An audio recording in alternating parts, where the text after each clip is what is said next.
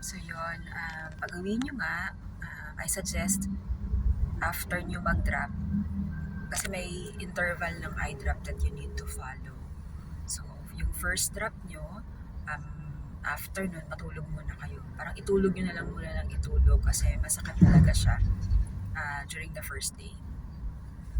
And then, I also suggest, yun nga pala, tip ko na kumain kayo ng candy while kayo nag-eye drop. Kasi medyo nalalasahan nyo siya. So weird, malalasahan nyo yung weird na na, na, na eye drop, na lasa ng eye drop. So yun lang, medyo weird lang talaga siya.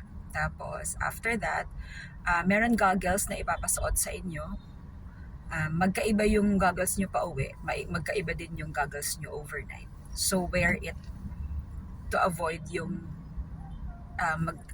kukusutin nyo yung eyes nyo. Kasi, kaya right now, nagsishades ako kasi aside from medyo mas nasisilaw na nga, sabi naman na yun, parang normal na parang medyo maano na yung tolerance mo sa silaw, and at the same time, para ma-avoid na nga na inahawak-hawakan mo yung eyes mo. So, mag-ano ka nang, mag-protective glasses ka na lang, mag-shades ka or mag-ano ka.